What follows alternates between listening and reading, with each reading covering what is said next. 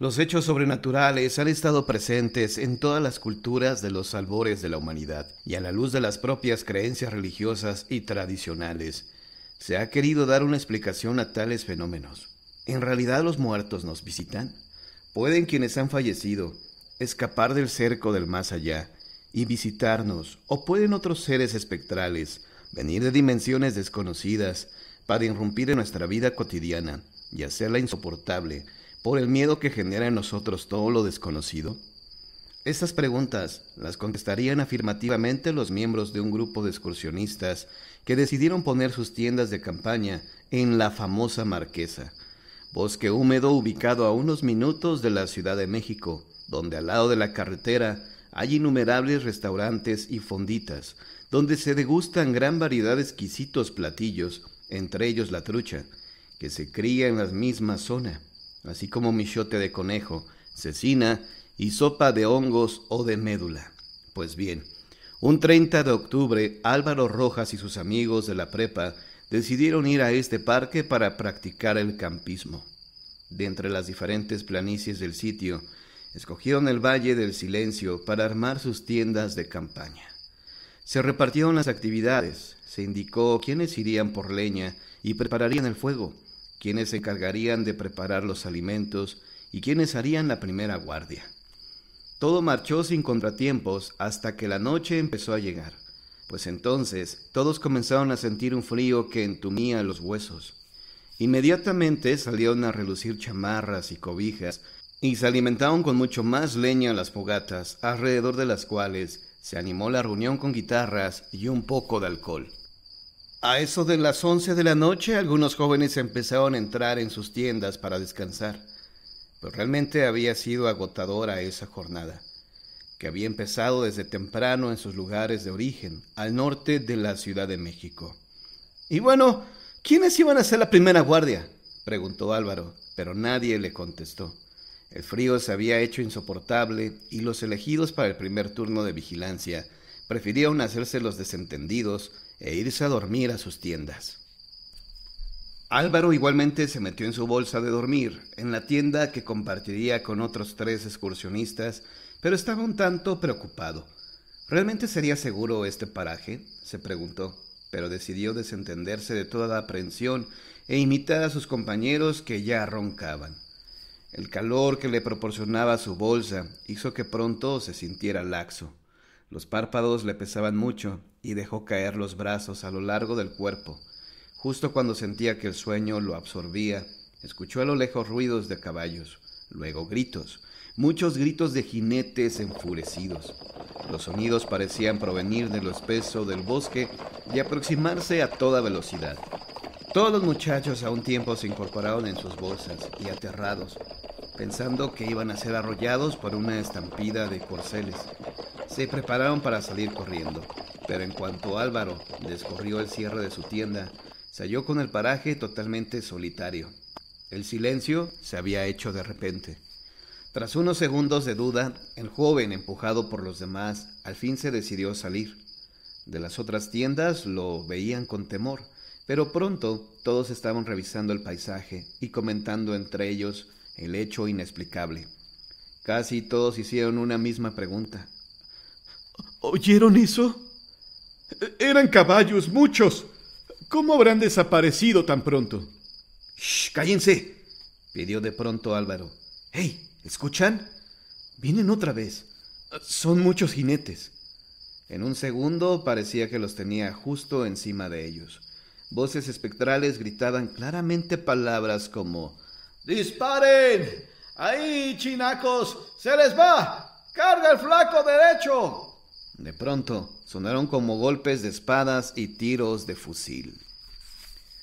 Todos los jóvenes, sin tener ante sí más que la oscuridad de la noche, muy helada por cierto, se metieron de nuevo en sus tiendas y las cerraron, para no volver a salir sino hasta que vieron la luz del sol, pese a que aquel fenómeno no duró demasiado, pues en cosa de minutos ese ruido de caballos y gente se fue desvaneciendo poco a poco.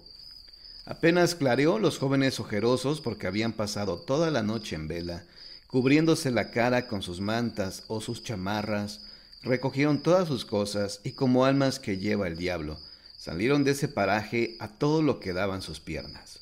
La explicación de este hecho sobrenatural, el cual creemos que puede constatar cualquiera que se atreve a pasar la noche en el sitio elegido por los excursionistas, es que en ese sitio, el cual se llama en realidad Parque Nacional Miguel Hidalgo y Costilla, se dio la llamada Batalla del Monte de las Cruces durante la Guerra de Independencia.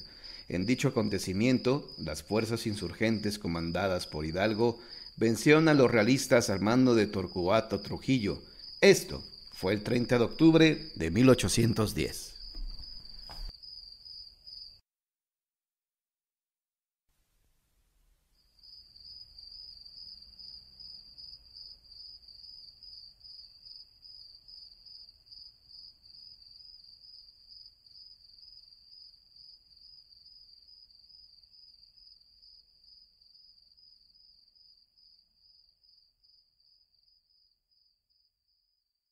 Retando al maligno. Tendría aproximadamente 10 años de edad cuando a mis manos cayó una revista de corte religioso. Nunca imaginé que en esta publicación, donde había reportajes sobre los misioneros en África, encontraría una de las historias más espeluznantes que hasta el día de hoy recuerdo a la perfección. Eran 5 chicos, 3 hombres y 2 mujeres. Tendrían aproximadamente 20 años de edad.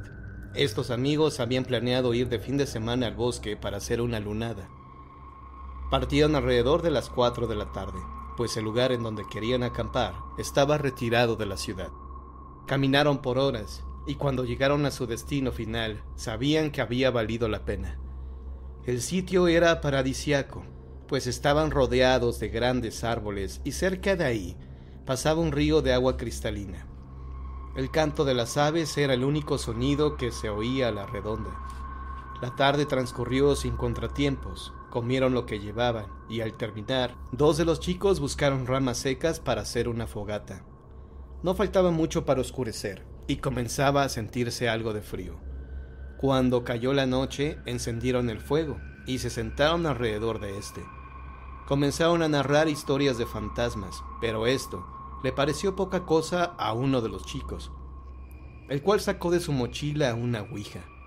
Grande fue la sorpresa de sus amigos cuando vieron esto. «¡Hey, vamos a jugar!», les propuso emocionado. «Eso me da miedo. Dicen que es cosa del diablo», comentó una de las muchachas. En cambio, uno de los jóvenes se mofó al escuchar esto. «¡Ay, esos son puros cuentos chinos! La verdad no creo ni en los fantasmas ni en esas tonterías». A pesar de la incredulidad de este chico y de la advertencia de su amiga, ellos jugaron. Después de unos minutos, la persona que llevó el tablero logró contactar con un ser que supuestamente habitaba en el bosque. Esta información no les gustó del todo, pues inexplicablemente comenzó a soplar el aire con mucha fuerza, cuando minutos antes todo estaba en calma. El joven, que se mostró escéptico desde el principio, quiso mostrar su valentía retando a este ser. «Si en verdad existes, manifiéstate. ¡Te quiero ver!». Esta acción fue reprendida por sus amigas, que ya estaban espantadas. Ante el nerviosismo de los chicos, decidieron finalizar el juego. Ya había sido suficiente con la tabla ouija. Guardaron el tablero y platicaron de otras cosas para tranquilizarse. El ambiente era otro. El viento que amenazaba con apagar la fogata cesó. Parecía que el resto de la velada sería tranquila, pero de repente, el chico que se había mofado de la tabla ouija comenzó a sentirse mal. «Ay, me duele mucho la cabeza. Tengo fuertes punzadas». Sus amigos se acercaron a él para auxiliarlo y notaron que ardía en fiebre. Parecía que se trataba de un fuerte resfriado. A los pocos minutos su estado empeoró. Comenzó a vomitar y a quejarse de un dolor que corría por todo su cuerpo. «Debemos regresar a la ciudad y llevarlo al médico», sugirió uno de los amigos. Y así lo hicieron. Emprendieron el regreso a la ciudad, pero el joven empeoró. Avanzaron pocos metros y él decía sentirse cada vez más débil, que ya no podía sostenerse de pie.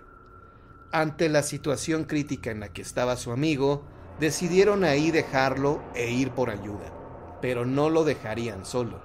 Lo acompañaría una de las chicas. Los demás partieron de vuelta a la ciudad. Tras varias horas y ya casi para amanecer, los chicos regresaron con un médico. Lo que estaban por ver los dejaría con la sangre helada. De un árbol, colgado de una soga por el cuello, estaba su amigo que horas antes había enfermado misteriosamente. Corrieron hacia él para tratar de salvarlo, pero era demasiado tarde. La chica que se quedó a cuidarlo seguía ahí, a un lado del árbol, profundamente dormida. Ellos la despertaron desesperados y le preguntaron qué es lo que había pasado. Cuando ella vio que su amigo estaba sin vida, gritó horrorizada. Ella no sabía lo que había pasado, tan solo que al estarlo cuidando, sintió mucho miedo, porque vio sombras que lo rodeaban. Después, éstas desaparecieron. Recordó también que su amigo seguía acostado, aún doliéndose del cuerpo.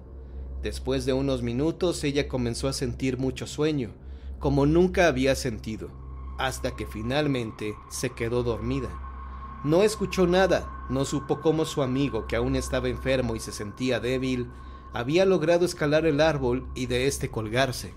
Esta historia no solo advierte del peligro que representa jugar con la tabla Ouija, sino además de la existencia de seres demoníacos en los bosques, lugares donde se reúnen hechiceros o satanistas para efectuar sus ceremonias.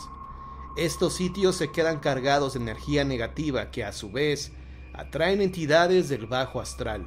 Por eso, cuando este joven se mofó del ser que se manifestó, este lo tomó como un reto y quiso castigarlo. Las sombras que vio la chica merodeando cerca de ellos eran los seres demoníacos que al final tomaron la vida de este joven. Y así como este caso, me he enterado de otros que tuvieron un desenlace desastroso. Por eso te pregunto, ¿crees que valga la pena jugar con la Ouija?